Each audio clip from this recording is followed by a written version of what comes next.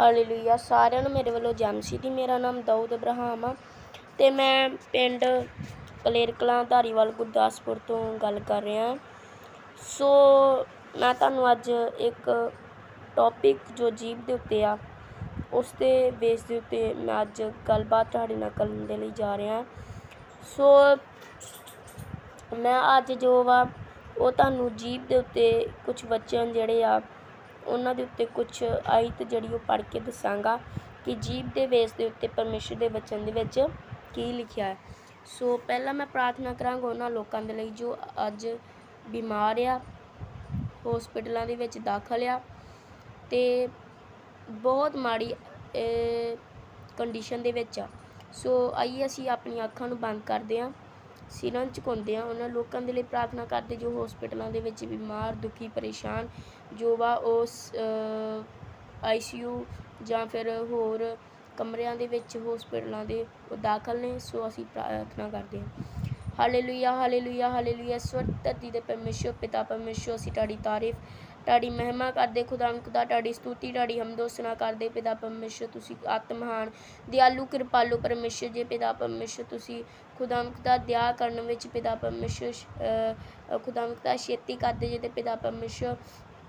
ਤੁਹਾਡਾ ਧੰਨਵਾਦ ਕਰਦੇ ਖੁਦਾ, ਤੁਸੀਂ ਅੱਜ ਦਾ ਦਿਨ ਸਾਡੀ ਜ਼ਿੰਦਗੀ 'ਤੇ ਦਿੱਤਾ ਖੁਦਾ, ਤੁਹਾਡਾ ਬਹੁਤ ਬਹੁਤ ਧੰਨਵਾਦ ਕਰਦੇ ਪਿਤਾ ਪਰਮੇਸ਼ਰ। ਤੁਸੀਂ ਸਾਡੇ ਆਤਮ ਮਹਾਨ ਪਰਮੇਸ਼ਰ, ਦਿਆਲੂ ਜੇ ਖੁਦਾ, ਅਸੀਂ ਤੁਹਾਡੀ ਤਾਰੀਫ, ਤੁਹਾਡੀ ਮਹਿਮਾ ਕਰਦੇ ਪਿਤਾ ਪਰਮੇਸ਼ਰ। ਮੈਂ ਪ੍ਰਾਰਥਨਾ ਕਰਦਾ ਉਹਨਾਂ ਦੇ ਲੋਕਾਂ ਦੇ ਲਈ ਖੁਦਾ ਜੋ ਅੱਜ ਪਿਤਾ ਪਰਮੇਸ਼ਰ ਬਿਮਾਰ, ਪਰੇਸ਼ਾਨ ਖੁਦਾ ਪਿਤਾ ਪਰਮੇਸ਼ਰ ਹੋਸਪਿਟਲਾਂ ਦੇ ਅੰਦਰ ਖੁਦਾ ਤੈਨੂੰ ਹਾਏ ਪਿਤਾ ਪਰਮੇਸ਼ਰ, ਹਾਏ ਹਾਏ ਦੀ ਆਵਾਜ਼ ਦੇ ਨਾਲ ਪੁਕਾਰ ਰਹੇ ਖੁਦਾ ਪਿਤਾ ਪਰਮੇਸ਼ਰ। ਪਿਤਾ ਪਰਮੇਸ਼ਰ ਕਈ ਲੋਕ ਕਹਿ ਰਹੇ ਕਿ ਅਸੀਂ ਬਿਮਾਰ ਹਾਂ, ਸਾਡੇ 'ਤੇ ਦਇਆ ਕਰ, ਸਾਡੇ 'ਤੇ ਕਿਰਪਾ ਕਰ। ਮੈਂ ਪ੍ਰਾਰਥਨਾ ਕਰਦਾ ਉਹਨਾਂ ਲੋਕਾਂ ਦੇ ਉੱਤੇ ਤੇਰਾ ਸਪਰਸ਼ ਹੋਣ ਦੇ ਲਈ ਜਾਏ ਇਨ ਨੇਮ ਆਫ ਜੀਸਸ। ਪਿਤਾ ਪਰਮੇਸ਼ਰ ਤੇਰਾ ਸਪਰਸ਼ ਉਹਨਾਂ ਲੋਕਾਂ ਦੇ ਉੱਤੇ ਜਾਏ, ਤੇਰੀ ਹੀਲਿੰਗ ਉਹਨਾਂ ਲੋਕਾਂ ਦੇ ਉੱਤੇ ਜਾਏ, ਤੇਰੀ ਬਲੈਸਿੰਗ ਉਹਨਾਂ ਲੋਕਾਂ ਦੇ ਉੱਤੇ ਜਾਏ। Heal in name of Jesus, heal in name of Jesus. ਮੈਂ ਆਗਿਆ ਕਰਦਾ ਹਾਂ ਹਰ ਇੱਕ ਬਿਮਾਰ, ਹਰ ਇੱਕ ਪਰੇਸ਼ਾਨ ਸਪਰਸ਼ ਨੂੰ ਪ੍ਰਾਪਤ ਕਰੇ ਇਨ ਨੇਮ ਆਫ ਜੀਸਸ। ਤੇਰਾ ਧੰਨਵਾਦ, ਤੇਰੀ ਵਡਿਆਈ ਹੋ, ਤੇਰੀ ਮਹਿਮਾ, ਤੇਰੀ ਸਤੁਤੀ ਕਰਦੇ ਹਾਂ ਖੁਦਾ ਪਿਤਾ ਪਰਮੇਸ਼ਰ। ਤੁਸੀਂ ਖੁਦਾ ਦਿਆਲੂ, ਕਿਰਪਾਲੂ, ਅਤ ਮਹਾਨ ਪਰਮੇਸ਼ਰ ਜੇ ਤੁਹਾਡੀ ਬਹੁਤ ਬਹੁਤ ਧੰਨਵਾਦ ਕਰਦੇ ਹਾਂ ਖੁਦਾ ਪਿਤਾ ਪਰਮੇਸ਼ਰ। ਮੈਂ ਪ੍ਰਾਰਥਨਾ ਕਰਦਾ ਜਿੰਨੇ ਵੀ ਪਿਤਾ ਪਰਮੇਸ਼ਰ ਲੋਕ ਇਸ ਵਕਤ ਇਸ ਵੀਡੀਓ ਦੇ ਰਾਹੀਂ ਇਸ ਪਿਤਾ ਪਰਮੇਸ਼ਰ ਜੀ ਇੰਟਰਨੈਟ ਮਾਧਿਅਮ ਦੇ ਰਾਹੀਂ ਪਿਤਾ ਪਰਮੇਸ਼ਰ ਵੀਡੀਓ ਦੇ ਪਿਤਾ ਪਰਮੇਸ਼ਰ ਦੁਆਰਾ ਜੁੜੇ ਹੋਏ ਆ ਖੁਦਾ ਪਿਤਾ ਪਰਮੇਸ਼ਰ। ਉਹ ਲੋਕ ਖੁਦਾ ਤੇਰੇ ਸਵਰਗੀ ਅਬਦੀ ਰਾਜ ਦੇ ਲਈ ਤਿਆਰ ਹੋਣੇ ਪਾਉਣ ਖੁਦਾ ਹਰ ਇੱਕ ਰੋਗ, ਹਰ ਇੱਕ ਪਰੇਸ਼ਾਨੀ ਇਹਨਾਂ ਦੇ ਜੀਵਨ ਦੇ ਵਿੱਚੋਂ ਨਿਕਲ ਜਾਏ ਇਨ ਨੇਮ ਆਫ ਜੀਸਸ ਖੁਦਾ ਹਰ ਇੱਕ ਰੋਗ, ਹਰ ਇੱਕ ਮਾਦਗੀ ਇਨ ਨੇਮ ਆਫ ਜੀਸਸ ਜਾਏ ਇਨ ਨੇਮ ਆਫ ਜੀਸਸ। ਸਪਰਸ਼ ਨੂੰ ਗ੍ਰਹਿਣ ਕਰਨ ਇਨ ਨੇਮ ਆਫ ਜੀਸਸ ਪਿਤਾ ਪਰਮੇਸ਼ਰ ਜੀ। ਮੈਂ ਪ੍ਰਾਰਥਨਾ ਕਰਦਾ ਖੁਦਾ ਜਿੰਨੇ ਵੀ ਅੱਜ ਦੇ ਵਚਨ ਪਿਤਾ ਪਰਮੇਸ਼ਰ ਤੇਰੇ ਲੋਕ ਸਿੱਖਣ ਖੁਦਾ ਇੱਕ ਇੱਕ ਦੇ ਉੱਤੇ ਤੇਰਾ ਪਿਤਾ ਪਰਮੇਸ਼ਰ ਮੱਸਾ ਰਿਲੀਜ਼ ਹੋਏ ਖੁਦਾ ਪਿਤਾ ਪਰਮੇਸ਼ਰ। ਉਹ ਸਿੱਖ ਕੇ ਦੂਜਿਆਂ ਤੱਕ ਪਹੁੰਚਾ ਸਕਣ ਖੁਦਾ ਪਿਤਾ ਪਰਮੇਸ਼ਰ। ਸੁਣਨ ਵਾਲੇ ਨੂੰ ਸੁਣ ਕੇ ਅਮਲ ਕਰਕੇ ਚੱਲਣ ਵਾਲੇ ਹੋਈਏ ਮੰਗਦੇ ਤੇਰੇ ਬੇਟੇ ਸਾਡੀ ਮੁਕਤੀ ਦਾਤਾ ਪ੍ਰਵੇਸ਼ ਦੇ ਨਾਮ 'ਚ, ਆਮੀਨ। ਸੋ ਪਰਮੇਸ਼ਰ ਦਾ ਬੜਾ ਧੰਨਵਾਦ ਆ ਕਿ ਸਾਨੂੰ ਪਰਮੇਸ਼ਰ ਨੇ ਫਿਰ ਇੱਕ ਵਾਰ ਜੁੜਨ ਦਾ ਮੌਕਾ ਦਿੱਤਾ। ਸੋ ਮੈਂ ਇੱਕ ਪਰਮੇਸ਼ਰ ਦੀ ਹਜ਼ੂਰੀ ਦੇ ਵਿੱਚ ਇੱਕ ਚੈਨਲ ਬਣਾਇਆ ਜੋ ਵਿਲਸਨ ਕਲੇਰ ਦੇ ਨਾਮ ਦੇ ਉੱਤੇ ਆ। ਸੋ ਮੈਂ ਕੋਸ਼ਿਸ਼ ਕਰਾਂਗਾ ਕਿ ਮੈਂ ਹਰ ਰੋਜ਼ ਜਾਂ ਫਿਰ ਇੱਕ ਦਿਨ ਛੱਡ ਕੇ ਤੁਹਾਡੇ ਨਾਲ ਗੱਲਬਾਤ ਇਸੇ ਤਰ੍ਹਾਂ ਕਰਦਾ ਰਹਾਂ। ਸੋ ਉਸ ਚੈਨਲ ਨੂੰ ਜੋ ਵਾ ਮੈਂ ਚਾਹਾਂਗਾ ਕਿ ਮੈਂ ਰੋਜ਼ ਦੇ ਰੋਜ਼ ਤੁਹਾਨੂੰ ਕੋਈ ਨਵੀਂ ਚੀਜ਼ ਸਿੱਖਣ ਦੇ ਲਈ ਦੇਵਾਂ। ਸੋ ਅਸੀਂ ਅੱਜ ਜੀਭ ਦੇ ਵਿਸ਼ੇ ਦੇ ਉੱਤੇ ਵਚਨ ਨੂੰ ਸਿੱਖਾਂਗੇ। ਸੋ ਅਸੀਂ ਇਹ ਵਚਨ ਨੂੰ ਪੜ੍ਹਦੇ ਹਾਂ। ਸੋ ਵਚਨ ਤੋਂ ਪਹਿਲਾਂ ਮੈਂ ਤੁਹਾਨੂੰ ਇੱਕ ਚੀਜ਼ ਦੱਸਣਾ ਚਾਹੁੰਦਾ ਹਾਂ ਕਿ ਸਾਨੂੰ ਕਿਸੇ ਨੂੰ ਮਾੜਾ ਬੋਲਣਾ ਨਹੀਂ ਚਾਹੀਦਾ। ਅੱਜ ਦਾ ਟੌਪਿਕ ਹੀ ਜੀਭ ਦੇ ਉੱਤੇ ਆ। ਸੋ ਜੀਭ ਨੂੰ ਸਾਨੂੰ ਵੱਸ ਵਿੱਚ ਕਰਨਾ ਚਾਹੀਦਾ ਕਿਉਂਕਿ ਵਚਨ ਦੇ ਵਿੱਚ ਲਿਖਿਆ ਕਿ ਜੀਭ ਦੇ ਵੱਸ ਵਿੱਚ ਹੀ ਜਿਹੜਾ ਆ ਮੌਤ ਆ ਅਤੇ ਜੀਭ ਦੇ ਵੱਸ ਦੇ ਵਿੱਚ ਹੀ ਕੀ ਆ, ਜੀਵਨ ਆ। ਸੋ ਮੈਂ ਬੜਾ ਸ਼ੁਕਰਗੁਜ਼ਾਰ ਹਾਂ ਕਿ ਪਰਮੇਸ਼ਰ ਨੇ ਸਾਨੂੰ ਜਿਹੜਾ ਆ, ਮੈਂ ਆਪਣੀ ਸ਼ੋਰਟ ਦੇ ਵਿੱਚ ਗਵਾਹੀ ਦੱਸਣਾ ਤੁਹਾਨੂੰ ਚਾਹੁੰਦਾ ਹਾਂ ਕਿ ਮੈਨੂੰ ਜੋ ਵਾ ਸ਼ੂਗਰ ਦੀ ਪ੍ਰੋਬਲਮ ਆ ਹਜੇ ਵੀ ਚਲੋ ਹੈਗੀ ਆ, ਪਰ ਪਰਮੇਸ਼ਰ ਦੇ ਬੜੇ ਸ਼ੁਕਰਗੁਜ਼ਾਰ ਆ ਕਿ ਪਰਮੇਸ਼ਰ ਨੇ ਉਹ ਜਿਹੜਾ ਮੇਰਾ ਕੰਡੀਸ਼ਨ ਸੀ, ਜਿਹੜੇ ਮੇਰੇ ਹਾਲਾਤ ਸੀ, ਉਹਨਾਂ ਦੇ ਵਿੱਚੋਂ ਦੀ ਪਰਮੇਸ਼ਰ ਨੇ ਕਿੱਦਾਂ ਮਤਲਬ ਵੀ ਮੈਨੂੰ ਕੱਢਿਆ, ਮੈਂ ਤੁਹਾਨੂੰ ਸ਼ੋਰਟ ਦੇ ਵਿੱਚ ਦੱਸਾਂਗਾ।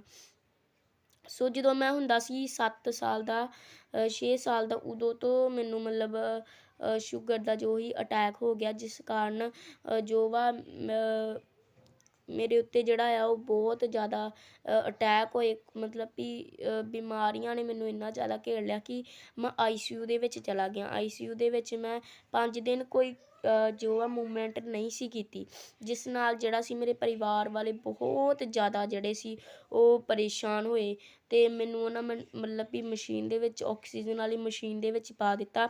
ਸੋ ਪਰਮੇਸ਼ਰ ਦਾ ਬੜਾ ਸ਼ੁਕਰਗੁਜ਼ਾਰ ਆ ਕਿ ਪਰਮੇਸ਼ਰ ਨੇ ਚਲੋ ਮੈਨੂੰ ਨਵਾਂ ਜੀਵਨ ਦਿੱਤਾ ਹੈ, ਅਤੇ ਮੈਂ ਇਹ ਨਵਾਂ ਜੀਵਨ ਜਿਹੜਾ ਪਰਮੇਸ਼ਰ ਦੇ ਲਈ ਬਿਤਾਉਣਾ ਚਾਹੁੰਦਾ ਹੈ। ਸੋ ਮੈਂ ਤੁਹਾਨੂੰ ਸ਼ੋਰਟ ਦੇ ਵਿੱਚ ਆਪਣੀ ਗਵਾਹੀ ਦੱਸਿਆ ਕਿ ਕਿਸ ਤਰ੍ਹਾਂ ਮਤਲਬ ਵੀ ਬਾਅਦ ਵਿੱਚ ਜਦੋਂ ਮੈਂ ਮਤਲਬ ਵੀ ਇਹ ਮੈਨੂੰ ਦੁਆਵਾਂ ਕਰਦੇ ਰਹੇ, ਮੇਰੇ ਪਰਿਵਾਰ ਵਾਲੇ ਮਤਲਬ ਵੀ ਮੇਰੇ ਲਈ ਦੁਆਵਾਂ ਦਿਨ ਰਾਤ ਕਰਦੇ ਰਹੇ, ਫਿਰ ਮੇਰੀ ਮਤਲਬ ਮਾੜੀ ਜਿਹੀ ਉਂਗਲੀ ਨੇ ਮਤਲਬ ਮੂਵਮੈਂਟ ਕੀਤਾ, ਇਹ ਇੱਦਾਂ ਕਰਕੇ ਜਦੋਂ ਮੇਰੀ ਮਤਲਬ ਵੀ ਮੂਵਮੈਂਟ ਕੀਤਾ, ਫਿਰ ਉਹਨਾਂ ਨੂੰ ਪਤਾ ਲੱਗਾ, ਫਿਰ ਉਹਨਾਂ ਮਤਲਬ ਵੀ ਹੋਰ ਜ਼ਿਆਦਾ ਦੁਆਵਾਂ ਕੀਤੀਆਂ, ਅਤੇ ਉਹਨਾਂ ਦੀ ਦੁਆਵਾਂ ਦੇ ਸਦਕੇ ਅੱਜ ਮੈਂ ਤੁਹਾਡੇ ਸਾਹਮਣੇ ਹਾਂ।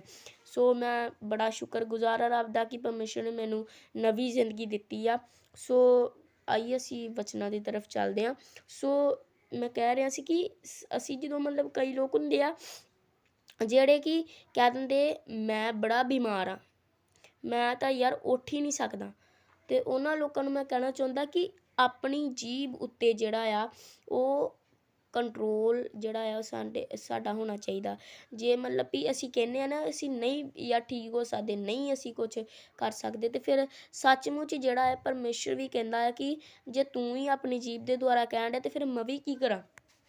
ਪਰਮੇਸ਼ਰ ਵੀ ਕਹਿ ਦਿੰਦਾ ਆ ਕਿ ਜੇ ਤੂੰ ਆਪਣੀ ਜੀਭ ਨੂੰ ਜਿਹੜਾ ਇਸਤੇਮਾਲ ਕਰੀ ਜਾ ਰਿਹਾ ਮਾੜੇ ਸ਼ਬਦਾਂ ਦੇ ਵਿੱਚ, ਅਤੇ ਫਿਰ ਪਰਮੇਸ਼ਰ ਵੀ ਉਹਨੂੰ ਪੂਰੇ ਹੋਣ ਦੇ ਲਈ ਛੱਡ ਦਿੰਦਾ। ਪਰਮੇਸ਼ਰ ਵੀ ਕਹਿੰਦਾ ਆ ਕਿ ਕੋਈ ਨਹੀਂ, ਪੂਰਾ ਹੋ ਲੈਂਦੇ, ਅਤੇ ਜੇ ਅਸੀਂ ਉਹੀ ਚੰਗੇ ਸ਼ਬਦ ਬੋਲਾਂਗੇ ਤਾਂ ਫਿਰ ਸਾਡਾ ਜਿਹੜਾ ਆ ਉਹ ਮਨ ਜਿਹੜਾ ਆ ਖੁਸ਼ਹਾਲ ਰਹੇਗਾ। ਪਰਮੇਸ਼ਰ ਵੀ ਸਾਡੇ ਤੋਂ ਖੁਸ਼ ਹੋਏਗਾ ਕਿ ਇਹ ਮੇਰਾ ਬੰਦਾ ਜਿਹੜਾ, ਇਹ ਮੇਰਾ ਜਿਹੜਾ ਆ ਬੇਟਾ, ਮੇਰੀ ਬੇਟੀ ਜਿਹੜੀ ਆ ਚੰਗੇ ਸ਼ਬਦਾਂ ਦੇ ਵਿੱਚ ਕਰਦੇ ਆ।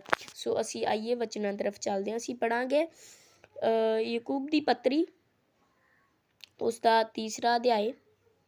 ਅਸੀਂ ਸਭ ਖੋਲ੍ਹ ਲਈਏ। ਸੋ ਸਭ ਨੇ ਖੋਲ੍ਹ ਲਿਆ ਤਾਂ ਅਸੀਂ ਪੜ੍ਹਾਂਗੇ ਯਾਕੂਬ ਦੀ ਪੱਤਰੀ, ਉਹਦਾ 3 ਅਧਿਆਏ। ਅਸੀਂ ਉਹਦੀ ਸਟਾਰਟਿੰਗ ਤੋਂ ਪੜ੍ਹਾਂਗੇ। ਇਹ ਮੇਰੇ ਭਰਾਵੋ, ਬਾਲੇ ਉਪਦੇਸ਼ਕ ਨਾ ਬਣੋ, ਜੋ ਤੁਸੀਂ ਜਾਣਦੇ ਹੋ ਜੋ ਸਾਨੂੰ ਵਧੇਰੇ ਸਜ਼ਾ ਮਿਲੇਗੀ। ਇਸ ਲਈ ਜੋ ਅਸੀਂ ਸਭ ਭੁੱਲਣਹਾਰ ਹਾਂ। ਜੇ ਕੋਈ ਵਚਨ ਵਿੱਚ ਨਾ ਭੁੱਲੇ ਤਾਂ ਉਹ ਸਿੱਧ ਪੁਰਸ਼ ਹੈ ਅਤੇ ਸਾਰੀ ਦੇਹੀ ਨੂੰ ਲਗਾਮ ਦੇ ਸਕਦਾ ਹੈ। ਜਦੋਂ ਤੁਸੀਂ ਘੋੜਿਆਂ ਦੀਆਂ ਲਗਾਮਾਂ ਉਹਨਾਂ ਦੇ ਮੂੰਹ ਵਿੱਚ ਦਿੰਦੇ ਹਾਂ ਭਾਈ ਉਹ ਸਾਡੇ ਵੱਸ ਵਿੱਚ ਰਹਿਣ, ਤਾਂ ਉਹਦਾ ਸਾਰਾ ਸਰੀਰ ਨੂੰ ਵੀ ਮੋੜ ਲੈਂਦੇ ਹਾਂ। ਸੋ ਪਰਮੇਸ਼ਰ ਦੇ ਲੋਕੋ, ਅਸੀਂ ਪੜ੍ਹਿਆ ਕਿ ਬਾਲੇ ਉਪਦੇਸ਼ਕ ਨਾ ਬਣੋ। ਕਈ ਲੋਕ ਹੁੰਦੇ ਆ ਜਿਹੜੇ ਦੂਸਰਿਆਂ ਨੂੰ ਸਿਖਾਉਣ ਦੇ ਲਈ ਜਿਹੜਾ ਆ ਉਹ ਸਿਖਾਉਂਦੇ ਆ, ਅਤੇ ਪਰ ਆਪ ਉੱਤੇ ਮੰਨਣ ਨਹੀਂ ਕਰਦੇ ਹੈਗੇ। ਅਤੇ ਵਚਨ ਦੇ ਵਿੱਚ ਲਿਖਿਆ ਹੈ ਕਿ ਉਹ ਵਧਾ ਚੜ੍ਹਾ ਕੇ ਮਤਲਬ ਕਈ ਵਾਰ ਵਚਨ ਨੂੰ ਤੋੜ ਮਰੋੜ ਕੇ ਜਿਹੜਾ ਆ ਉਹ ਲੋਕਾਂ ਦੇ ਉੱਤੇ ਰਿਲੀਜ਼ ਕਰ ਦਿੰਦੇ, ਉਹਨਾਂ ਦੇ ਉੱਤੇ ਬੋਲ ਦਿੰਦੇ ਆ। ਸੋ ਸਾਨੂੰ ਇਸ ਤਰ੍ਹਾਂ ਨਹੀਂ ਕਰਨਾ ਚਾਹੀਦਾ। ਸਾਨੂੰ ਜਿਹੜਾ ਆ ਵਚਨ ਨੂੰ ਜਿਹੜਾ ਆ ਉਹ ਤੋੜ ਮਰੋੜ ਕੇ ਨਹੀਂ ਦੱਸਣਾ ਚਾਹੀਦਾ। ਅਤੇ ਜੇ ਅਸੀਂ ਮਤਲਬ ਵੀ ਵਚਨ ਦੱਸਦੇ ਹਾਂ, ਅਸੀਂ ਵਧੀਆ ਵਚਨ ਦੱਸਦੇ ਹਾਂ, ਠੀਕ ਆ, ਅਤੇ ਫਿਰ ਸਾਨੂੰ ਜਿਹੜਾ ਆ ਉਹ ਜਿਹੜਾ ਉਹਦੇ ਉੱਤੇ ਚੱਲਣਾ ਵੀ ਚਾਹੀਦਾ, ਕਿਉਂਕਿ ਵਚਨ ਦੇ ਵਿੱਚ ਲਿਖਿਆ ਬਾਲੇ ਉਪਦੇਸ਼ਕ ਨਾ ਬਣੋ। ਬਾਲੇ ਉਪਦੇਸ਼ਕ ਬਣਦਾ ਮਤਲਬ ਵੀ ਉਹ ਆਪਣੇ ਆਪ ਦੇ ਉੱਤੇ ਵਚਨ ਮਤਲਬ ਕਰ ਦਿੰਦੇ ਆ ਕਿ ਲੋਕਾਂ ਦੇ ਉੱਤੇ ਕਰ ਦਿੰਦੇ, ਲੋਕੀ ਉਹਨੂੰ ਮੰਨਦੇ ਪਰ ਆਪ ਆਪਣੀ ਜ਼ਿੰਦਗੀ ਦੇ ਅੰਦਰ ਉਹ ਜਿਹੜਾ ਆ ਉਹ ਵਚਨ ਨੂੰ ਗ੍ਰਹਿਣ ਨਹੀਂ ਕਰਦੇ ਹੈਗੇ। ਸੋ ਉਹਨਾਂ ਦੇ ਉੱਤੇ ਪਰਮੇਸ਼ਰ ਦਾ ਵਚਨ ਕਹਿ ਰਿਹਾ ਕਿ ਬਾਲੇ ਉਪਦੇਸ਼ਕ ਨਾ ਬਣੋ, ਕਿਉਂਕਿ ਬਾਲੇ ਉਪਦੇਸ਼ਕ ਜਿਹੜੇ ਆ ਉਹਨਾਂ ਨੂੰ ਉਹ ਜਾਣਦੇ ਆ ਕਿ ਸਾਨੂੰ ਕੀ ਮਿਲੇਗੀ, ਵਧੀਕ ਸਜ਼ਾ ਮਿਲੇਗੀ। ਸੋ ਬਾਲੇ ਉਪਦੇਸ਼ਕ ਨਾ ਬਣੋ। ਫਿਰ ਵਚਨ ਦੇ ਵਿੱਚ ਲਿਖਿਆ ਕਿ ਅਸੀਂ ਸਾਰੇ ਭੁੱਲਣਹਾਰ ਹਾਂ। ਅਸੀਂ ਸਾਰੇ ਕੀ ਹਾਂ? ਭੁੱਲਣਹਾਰ ਹਾਂ। ਤੇ ਕਹਿੰਦੇ ਕਿ ਜੇ ਕੋਈ ਵਚਨ ਨੂੰ ਨਾ ਭੁੱਲੇ ਤੇ ਆਪਣੇ ਸਰੀਰ ਨੂੰ ਸਿੱਧ ਕਰਕੇ ਰੱਖੇ ਤੇ ਉਹਨੇ ਆਪਣੇ ਜਿਹੜੇ ਸਰੀਰ ਦੀਆਂ ਲਗਾਮਾਂ ਹੈ ਨਾ, ਮਤਲਬ ਵੀ ਉਹ ਵਚਨ ਦੇ ਵਿੱਚ ਲਿਖਿਆ ਕਿ ਜਿੱਦਾਂ ਘੋੜੇ ਦੀ ਮਤਲਬ ਮੂੰਹ ਦੇ ਵਿੱਚ ਅਸੀਂ ਜਿਹੜਾ ਆ ਲਗਾਮਾਂ ਨੂੰ ਪਾਉਂਦੇ ਆ, ਤੇ ਉਹ ਜਿਹੜਾ ਆ ਅਸੀਂ ਉਹ ਲਗਾਮ ਦੇ ਨਾਲ ਉਹਨੂੰ ਸਾਰਾ ਕੰਟਰੋਲ ਕਰ ਸਕਦੇ ਹਾਂ ਘੋੜੇ ਨੂੰ। ਤੂੰ ਇੱਧਰ ਨੂੰ ਹੁਣ ਜਾਣਾ, ਤੂੰ ਇੱਧਰ ਨੂੰ ਜਾਣਾ, ਤੂੰ ਸਿੱਧਾ ਜਾਣਾ, ਤੂੰ ਤੇਜ਼ ਭੱਜਣਾ, ਸਾਰਾ ਉਹਦੀਆਂ ਲਗਾਮਾਂ ਦੇ ਵਿੱਚ ਹੁੰਦਾ। ਤੇ ਵਚਨ ਦੇ ਵਿੱਚ ਲਿਖਿਆ ਕਿ ਜਿਹੜਾ ਇਨਸਾਨ ਆ ਉਹ ਜੇ ਮਤਲਬ ਵਚਨ ਦੇ ਉੱਤੇ ਚੱਲੇ ਤਾਂ ਉਹ ਜਿਹੜਾ ਆਪਣੇ ਸਰੀਰ ਨੂੰ ਪੂਰੀ ਤਰ੍ਹਾਂ ਕੰਟਰੋਲ ਦੇ ਵਿੱਚ ਕਰ ਸਕਦਾ ਆ। ਕਿੱਦਾਂ ਕਰ ਸਕਦਾ? ਕਈ ਲੋਕ ਹੁੰਦੇ ਆ ਕਿ ਇੰਨੇ ਪੱਕੇ ਹੋ ਜਾਂਦੇ ਕਿ ਉਹਨਾਂ ਦੇ ਮੂੰਹ 'ਚੋਂ ਜੇ ਮਤਲਬ ਵੀ ਉਹ ਬੜੇ ਗਾਲੀ ਗਲੋਚ ਕਰਦੇ ਹੁੰਦੇ ਸੀ, ਉਹ ਵਚਨ ਨੂੰ ਸਿੱਖ ਲੈਂਦੇ ਆ ਤੇ ਉਹ ਗਾਲੀ ਗਲੋਚ ਕਰਨੋਂ ਹਟ ਜਾਂਦੇ ਆ, ਤੇ ਉਹਨਾਂ ਦੇ ਮਤਲਬ ਭੁੱਲ ਭੁਲੇਖੇ ਵੀ ਨਹੀਂ ਉਹਨਾਂ ਦੇ ਮੂੰਹ 'ਚੋਂ ਗਾਲ ਨਿਕਲ ਪਾਉਂਦੀ। ਸੋ ਇਸੇ ਤਰ੍ਹਾਂ ਕਿ ਮਤਲਬ ਲਗਾਮ, ਇੱਕ ਤਰ੍ਹਾਂ ਦੀ ਲਗਾਮ ਕੰਟਰੋਲ ਕਰਨਾ, ਠੀਕ ਆ। ਫਿਰ ਅਸੀਂ ਅੱਗੇ ਪੜ੍ਹਦੇ ਹਾਂ,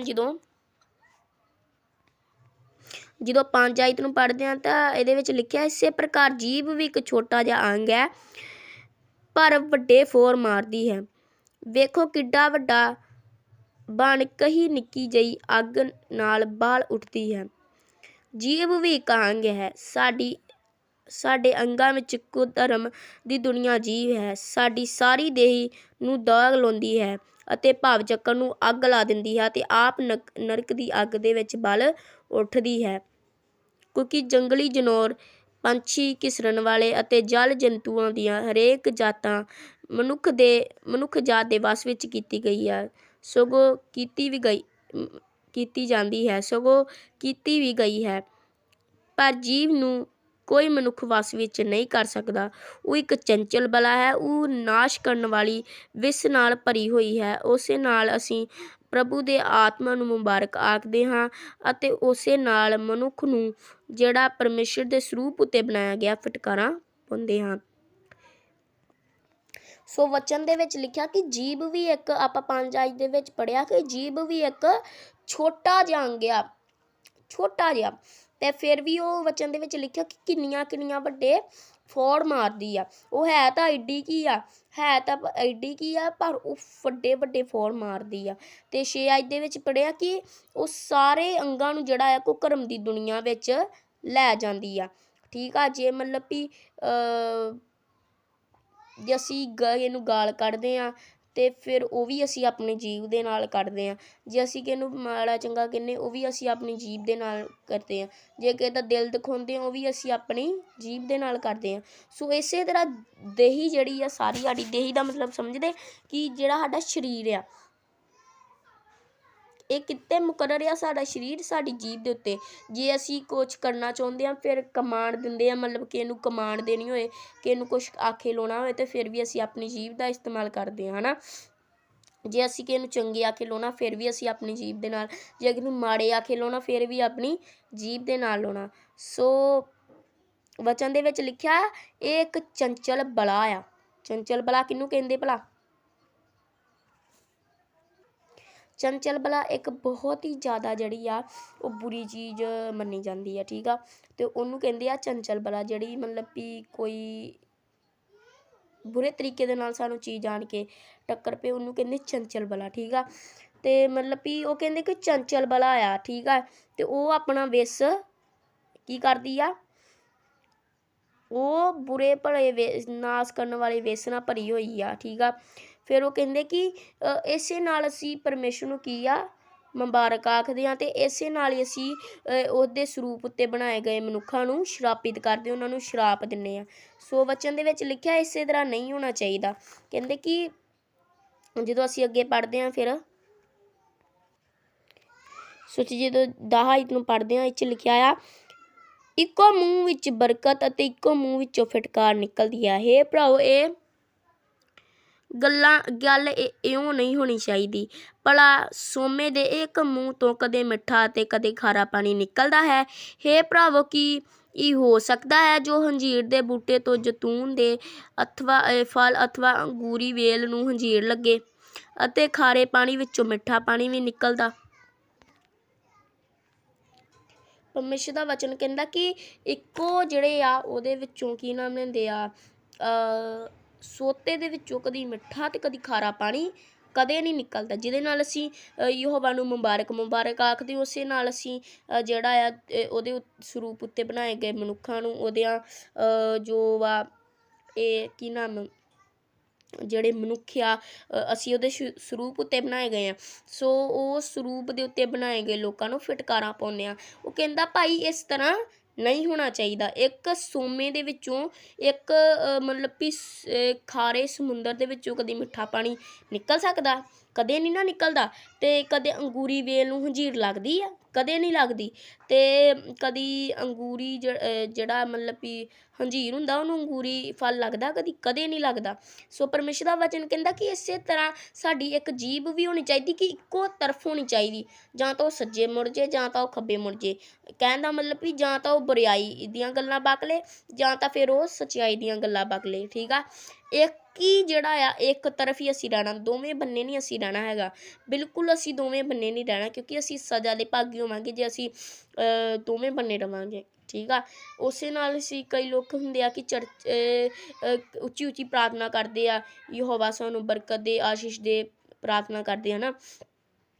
ਉਸੇ ਨਾਲ ਹੀ ਅਸੀਂ ਜੇ ਮਤਲਬ ਵੀ ਮਾੜੀ ਜਿਹੀ ਗੱਲ ਹੋ ਗਈ ਤੇ ਗਾਲਾਂ ਕੱਢਣ ਡੈ ਪੈਂਦੇ ਆ। ਠੀਕ ਆ, ਗਾਲੀ ਗਲੋਚ ਕਰਨ ਡੈ ਪੈਂਦੇ। ਇਸ ਤਰ੍ਹਾਂ ਨਹੀਂ ਹੋਣਾ ਚਾਹੀਦਾ। ਜੇ ਅਸੀਂ ਪ੍ਰਾਰਥਨਾ ਕਰਦੇ ਫਿਰ ਅਸੀਂ ਪ੍ਰਾਰਥਨਾ ਹੀ ਕਰਨੀ ਆ, ਜੇ ਅਸੀਂ ਗਾਲਾਂ ਕੱਢਣੀਆਂ ਤੇ ਅਸੀਂ ਗਾਲਾਂ ਹੀ ਕੱਢਣੀਆਂ। ਠੀਕ ਆ, ਅਸੀਂ ਪਹਿਲੀ ਗੱਲ ਤਾਂ ਅਸੀਂ ਗਾਲਾਂ ਤਾਂ ਕੱਢਣੀਆਂ ਬਿਲਕੁਲ ਨਹੀਂ ਕੱਢਣੀਆਂ ਜੇ ਮਤਲਬ ਵੀ ਅਸੀਂ ਦੋਵੇਂ ਕੰਮ ਨਹੀਂ ਕਰਨੇ ਹੈਗੇ। ਠੀਕ ਆ, ਅਸੀਂ ਮਿੱਠਾ ਅਤੇ ਖਾਰਾ ਪਾਣੀ ਨਹੀਂ ਬਣਨਾ ਹੈਗਾ, ਅਸੀਂ ਮਿੱਠਾ ਪਾਣੀ ਬਣ ਕੇ ਰਹਿਣਾ। ਮਿੱਠਾ ਪਾਣੀ ਬਣਦਾ ਮਤਲਬ ਅਸੀਂ ਵਚਨ ਦੇ ਵਿੱਚ ਰਹਿਣਾ ਆ, ਅਸੀਂ ਉਹਦੀਆਂ ਆਤਮਾ ਦੇ ਵਿੱਚ ਰਹਿਣਾ ਆ। ਅਸੀਂ ਜਿਹੜਾ ਆ ਉਹ ਅਸੀਂ ਕੀ ਕਰਨਾ ਆ, ਪਰਮੇਸ਼ਰ ਦੀਆਂ ਗੱਲਾਂ ਦੇ ਉੱਤੇ ਧਿਆਨ ਦੇਣਾ। ਸੋ ਅਸੀਂ ਹੋਰ ਵਚਨਾਂ ਨੂੰ ਪੜ੍ਹਦੇ ਹਾਂ, ਤੁਹਾਨੂੰ ਮੈਂ ਦੱਸਣਾ। ਫਿਰ ਲਿਖਿਆ ਆ 15 ਦੇ ਵਿੱਚ, ਇਹ ਤਾਂ ਉਹ ਬੁੱਧ ਨਹੀਂ ਜਿਹੜੀ ਉੱਪਰੋਂ ਉਤਰਦੀ ਆ, ਸਗੋਂ ਸੰਸਾਰੀ ਪ੍ਰਾਣਕ ਸ਼ੈਤਾਨੀ ਹੈ। ਕਿਉਂਕਿ ਜਿੱਥੇ ਈਰਖਾ ਅਤੇ ਧੜੇਬਾਜ਼ੀ ਹੁੰਦੀ ਆ ਉੱਥੇ ਘਮਸਾਨ ਅਤੇ ਹਰ ਭਾਂਤ ਦਾ ਮੰਦਾ ਕੰਮ ਹੁੰਦਾ ਹੈ। ਸੋ ਵਚਨ ਦੇ ਵਿੱਚ ਲਿਖਿਆ ਆ ਕਿ ਇਹ ਤਾਂ ਉਹ ਬੁੱਧ ਨਹੀਂ ਜਿਹੜੀ ਮਤਲਬ ਵੀ ਉੱਥੋਂ ਨਿਕਲਦੀ ਆ, ਸਵਰਗੋਂ ਹੁੰਦੀ ਆ। ਇਹ ਉਹ ਬੁੱਧ ਬਿਲਕੁਲ ਨਹੀਂ ਆ, ਕਿਉਂਕਿ ਉਹ ਬੁੱਧ ਜਿਹੜੀ ਆਉਂਦੀ ਆ ਉੱਤੋਂ ਨਹੀਂ ਆਉਂਦੀ। ਉਹ ਜਿਹੜੀ ਹੁੰਦੀ ਆ ਧੋਖੇਦਾਰੀ ਅਤੇ ਧੜੇਬਾਜ਼ੀ ਅਤੇ ਈਰਖਾ ਨਾਲ ਭਰੀ ਹੁੰਦੀ ਆ। ਮਤਲਬ ਵੀ ਵਚਨ ਦੇ ਵਿੱਚ ਲਿਖਿਆ ਨਾ, ਕੋਈ ਸੰਸਾਰਿਕ ਪ੍ਰਾਣਿਕ ਅਤੇ ਸ਼ੈਤਾਨੀ ਬੁੱਧ ਹੁੰਦੀ ਜਿਹੜੀ ਥੱਲੋਂ ਆਉਂਦੀ ਆ, ਅਤੇ ਜਿਹੜੀ ਉੱਤੋਂ ਆਉਂਦੀ ਉਹਦੇ ਬਾਰੇ ਪੜ੍ਹਦੇ ਅਸੀਂ। ਪਰ ਜਿਹੜੀ 17 ਦੇ ਵਿੱਚ ਲਿਖਿਆ, ਪਰ ਜਿਹੜੀ ਬੁੱਧ ਉੱਪਰੋਂ ਆਉਂਦੀ ਹੈ ਉਹ ਤਾਂ ਪਹਿਲੇ ਪਵਿੱਤਰ ਹੈ, ਫਿਰ ਮਿਲਣਸਾਰ, ਸੀਲ ਸੁਭਾਅ, ਹੱਠ ਤੋਂ ਰਹਿਤ, ਦਇਆ ਅਤੇ ਚੰਗੀਆਂ ਫਲਾਂ ਨਾਲ ਭਰਪੂਰ, ਦਇਆਤਾ ਭਾਵ ਤੋਂ ਰਹਿਤ ਅਤੇ ਨਿਸ਼ਕਪਟ ਹੁੰਦੀ ਹੈ, ਅਤੇ ਧਰਮ ਦੇ ਫਲ ਮੇਲ ਕਰਾਉਣ ਵਾਲਿਆਂ ਤੋਂ ਮੇਲ ਨਾਲ ਬੀਜਿਆ ਜਾਂਦਾ ਹੈ। ਅਤੇ ਵਚਨ ਦੇ ਵਿੱਚ ਲਿਖਿਆ ਆ ਕਿ ਜਿਹੜੀ ਉੱਤੋਂ ਬੁੱਧ ਹੁੰਦੀ ਉਹ ਕਿੱਦਾਂ ਦੀ ਹੁੰਦੀ ਆ, ਪਹਿਲੇ ਨੰਬਰ 'ਤੇ ਉਹ ਪਵਿੱਤਰ ਹੁੰਦੀ ਆ, ਫਿਰ ਉਹ ਮਿਲਣਸਾਰ, ਸੀਲ ਸੁਭਾਅ, ਹੱਠ ਤੋਂ ਰਹਿਤ, ਦਇਆ ਵਾਲੀ, ਚੰਗੀਆਂ ਫਲਾਂ ਨਾਲ ਭਰਪੂਰ। ਠੀਕ ਆ, ਫਿਰ ਨਿਸ਼ਕਪਟ ਹੁੰਦੀ ਆ। ਠੀਕ ਆ, ਅਤੇ ਕਹਿੰਦੇ ਕਿ ਜਿਹੜਾ ਧਰਮ ਦਾ ਫਲ ਹੁੰਦਾ ਆ ਉਹ ਧਰਮ ਦਾ ਫਲ ਹੀ ਜਿਹੜਾ ਆ ਉਹ ਉੱਗਦਾ। ਜੇ ਅਸੀਂ ਧਰਮ ਦਾ ਫਲ ਬੀਜਦੇ ਫਿਰ ਉਹ ਧਰਮ ਦਾ ਫਲ ਹੀ ਜਿਹੜਾ ਆ ਉੱਗਦਾ ਆ। ਠੀਕ ਆ, ਸੋ ਪਰਮੇਸ਼ਰ ਦੇ ਵਚਨ ਪੜ੍ਹੇ ਜਾਣ 'ਤੇ ਆਸ਼ੀਸ਼ ਹੋਏ। ਸੋ ਪਰਮੇਸ਼ਰ ਦੇ ਲੋਕੋ, ਮੈਂ ਤੁਹਾਨੂੰ ਅੱਜ ਇੱਕ ਜੀਭ ਦੇ ਉੱਤੇ ਅੱਜ ਇੱਕ ਵਿਸ਼ੇ ਦੇ ਉੱਤੇ ਪ੍ਰਚਾਰ ਕੀਤਾ, ਜਿਹਦੇ ਅੰਦਰ ਤੁਹਾਨੂੰ ਮੈਂ ਦੱਸਿਆ ਕਿ ਜੀਭ ਇੱਕ ਚੰਚਲ ਬਲਾ ਆ। ਠੀਕ ਆ, ਅਸੀਂ ਇੱਕ ਸੋਮੇ ਦੇ ਵਿੱਚੋਂ ਖਾਰਾ ਅਤੇ ਚੰਗਾ ਪਾਣੀ, ਮਿੱਠਾ ਪਾਣੀ ਨਹੀਂ ਨਿਕਲ ਸਕਦਾ। ਫਿਰ ਹੰਜੀਰ ਦੇ ਬੂਟੇ ਨੂੰ ਕਦੇ ਅੰਗੂਰੀ ਫਲ ਅਤੇ ਅੰਗੂਰ ਦੇ ਵੇਲ ਨੂੰ ਕਦੀ ਹੰਜੀਰ ਨਹੀਂ ਲੱਗ ਸਕਦੀ, ਹੈ ਨਾ। ਅਤੇ ਕਹਿਣ ਦਾ ਮਤਲਬ ਸਾਰਾ ਹੀ ਮਤਲਬ ਨਿਚੋੜ ਇਹ ਆ ਕਿ ਜੇ ਅਸੀਂ ਮਤਲਬ ਅਸੀਂ ਆਪਣੀ ਜੀਭ ਨੂੰ ਕਿਹਦੇ ਲਈ ਇਸਤੇਮਾਲ ਕਰਨਾ? ਚੰਗੀਆਂ ਗੱਲਾਂ ਦੇ ਲਈ। ਅਸੀਂ ਮਾੜੀਆਂ ਗੱਲਾਂ ਦੇ ਲਈ ਬਿਲਕੁਲ ਹੀ ਉਹਨੂੰ ਇਸਤੇਮਾਲ ਨਹੀਂ ਕਰਨਾ ਹੈਗਾ। ਪਰਮੇਸ਼ਰ ਨੇ ਜੀਭ ਦਿੱਤੀ ਸਾਨੂੰ ਉਹਦਾ ਧੰਨਵਾਦ ਕਰਨ ਦੇ ਲਈ। ਠੀਕ ਆ, ਇੱਕ ਗਾਣਾ ਬੋਲਦੇ ਆ ਨਾ, ਯਿਸੂ ਨੇ ਸਾਨੂੰ ਹੱਥ ਵੀ ਦਿੱਤੇ, ਤਾਲੀ ਵਜਾਉਂਦੇ ਰਹੀਏ, ਯਿਸੂ ਨੇ ਸਾਨੂੰ ਪੈਰ ਵੀ ਦਿੱਤੇ, ਗਿਰਜੇ ਜਾਂਦੇ ਰਹੀਏ, ਹੈ ਨਾ। ਇਹ ਗਾਣਾ ਹੈਗਾ ਨਾ, ਹਾਲੇਲੂਇਆ ਕਹਿੰਦੇ ਸਾਡੇ ਲੱਗਦੇ ਨਹੀਂ ਰੁਪਈਏ, ਹੈ ਨਾ। ਇਹ ਵਾਲੇ ਗਾਣੇ ਦੇ ਵਿੱਚ ਇੱਕ ਅੰਤਰਾ ਮੈਨੂੰ ਯਾਦ ਨਹੀਂ ਆਉਣ ਡਿਆ ਹੈਗਾ। ਸੋ ਉਹ ਅੰਤਰਾ ਹੀ ਇੱਕ, ਉਹ ਮਤਲਬ ਵੀ ਕਹਿਣ ਦਾ ਨਿਚੋੜ ਇਹ ਆ, ਮੀਨਿੰਗ ਇਹ ਆ ਕਿ ਅਸੀਂ ਆਪਣੀ ਜੀਭ ਨੂੰ ਕਦੇ ਵੀ ਮਾੜੇ ਸ਼ਬਦਾਂ ਦੇ ਵਿੱਚ ਇਸਤੇਮਾਲ ਨਹੀਂ ਕਰਨਾ ਹੈਗਾ। ਅਸੀਂ ਚੰਗੇ ਸ਼ਬਦਾਂ ਦੇ ਵਿੱਚ ਉਹਨੂੰ ਇਸਤੇਮਾਲ ਕਰਨਾ। ਜੇ ਅਸੀਂ ਚੰਗੇ ਸ਼ਬਦਾਂ ਦੇ ਵਿੱਚ ਇਸਤੇਮਾਲ ਕਰਾਂਗੇ ਫਿਰ ਪਰਮੇਸ਼ਰ ਸਾਨੂੰ ਆਸ਼ੀਸ਼, ਬਰਕਤਾਂ ਅਤੇ ਬਲੈਸਿੰਗਾਂ ਦੇਗਾ। ਆਓ ਅਸੀਂ ਆਪਣੀਆਂ ਅੱਖਾਂ ਨੂੰ ਬੰਦ ਕਰਦੇ ਹਾਂ, ਸਿਰਾਂ ਨੂੰ ਝੁਕਾਉਂਦੇ ਹਾਂ, ਅੱਜ ਦੀ ਪ੍ਰਾਰਥਨਾ ਕਰਦੇ ਹਾਂ। ਹਾਲੇਲੂਇਆ ਖੁਦਾ ਤੇਰਾ ਧੰਨਵਾਦ, ਤੇਰੀ ਵਡਿਆਈ ਕਰਦੇ ਖੁਦਾ ਜਿੰਨੇ ਵੀ ਪਿਤਾ ਪਰਮੇਸ਼ਰ ਤੇਰੇ ਲੋਕਾਂ ਨੇ ਤੇਰੇ ਵਚਨਾਂ ਨੂੰ ਸੁਣਿਆ ਖੁਦਾ ਪਿਤਾ ਪਰਮੇਸ਼ਰ ਸਿੱਖਿਆ ਖੁਦਾ ਇੱਕ ਦੇ ਉੱਤੇ ਤੇਰਾ ਪਾਖਰੂ ਆਪ ਜੁੰਬਿਸ਼ ਕਰੇ ਖੁਦਾ ਇਹਨਾਂ ਨੂੰ ਮੰਨਣ ਦੇ ਲਈ, ਚੱਲਣ ਦੇ ਵਿੱਚ ਖੁਦਾ ਹਿੰਮਤ ਤਾਕਤ ਬੁੱਧ ਤੇ, ਤਾਂ ਕਿ ਪਿਤਾ ਪਰਮੇਸ਼ਰ ਆਪਣੀ ਜੀਵ ਨੂੰ ਚੰਗੇ ਕੰਮਾਂ ਦੇ ਲਈ ਇਸਤੇਮਾਲ ਕਰ ਪਾਉਣ ਖੁਦਾ ਤੇਰਾ ਬਹੁਤ ਬਹੁਤ ਧੰਨਵਾਦ ਕਰਦੇ, ਤੁਹਾਡੀ ਵਡਿਆਈ ਕਰਦੇ ਪਿਤਾ ਪਰਮੇਸ਼ਰ। ਤੁਸੀਂ ਆਤਮਹਾਨ ਪਰਮੇਸ਼ਰ, ਦਿਆਲੂ ਕਿਰਪਾਲੂ ਪਰਮੇਸ਼ਰ, ਦਿਆ ਪਿਤਾ ਪਰਮੇਸ਼ਰ ਕਰਨ ਵਾਲੇ ਪਰਮੇਸ਼ਰ, ਤੁਹਾਡਾ ਤਾਰੀਫ, ਤੁਹਾਡੀ ਮਹਿਮਾ ਕਰਦੇ ਖੁਦਾ ਪਿਤਾ ਪਰਮੇਸ਼ਰ। ਤੁਸੀਂ ਆਪਣੇ ਸਵਰਗੀ ਅਬਦੀ ਰਾਜ ਦੇ ਲਈ ਤਿਆਰ ਕਰੋ ਖੁਦਾ ਪਿਤਾ ਪਰਮੇਸ਼ਰ। ਨਾਲ ਲੋਕਾਂ ਨੂੰ ਸ਼ੁਭ ਪਾਕ ਸਾਫ ਪਵਿੱਤਰ ਕਰੋ ਖੁਦਾ ਹਰ ਇੱਕ ਵਿਰੋਧੀ ਦੀ ਚਲਾਕੀ ਤੋਂ ਬਚਾ ਕੇ ਰੱਖੋ। ਮੰਗਦੇ ਤੇਰੇ ਬੇਟੇ ਸਾਹਿਬ ਦਾ ਪ੍ਰਭੂ ਯਿਸੂ ਦੇ ਨਾਮ 'ਚ, ਆਮੀਨ। ਸੋ ਮੈਂ ਆਸ਼ਾ ਕਰਦਾ ਕਿ ਅੱਜ ਦਾ ਵਚਨ ਤੁਹਾਨੂੰ ਚੰਗਾ ਲੱਗਾ ਹੋਵੇਗਾ। ਸੋ ਮੈਂ ਜਿਸ ਤਰ੍ਹਾਂ ਪਹਿਲੇ ਵੀ ਦੱਸਿਆ ਕਿ ਮੈਂ ਇੱਕ ਚੈਨਲ ਬਣਾਇਆ ਜਿਹਦਾ ਨਾਮ ਆ ਵਿਲਸਨ ਕਲੇਰ। ਉਸ ਚੈਨਲ ਦੇ ਉੱਤੇ ਤੁਸੀਂ ਮੈਂ ਨਵਾਂ ਸ਼ੁਰੂ ਕੀਤਾ ਆ। ਸੋ ਮੈਂ ਤੁਹਾਨੂੰ ਇਸੇ ਤਰ੍ਹਾਂ ਛੋਟੀਆਂ ਵੀਡੀਓ ਸਰਮਨਸ ਪਾ ਕੇ ਭੇਜਿਆ ਕਰਾਂਗਾ। ਸੋ ਤੁਸੀਂ ਇਸ ਵੀਡੀਓ ਨੂੰ ਲਾਈਕ, ਸ਼ੇਅਰ, ਕਮੈਂਟ ਕਰਨਾ ਹੈ। ਸੋ ਸਾਰਿਆਂ ਨੂੰ ਜੈ ਮਸੀਹ ਦੀ।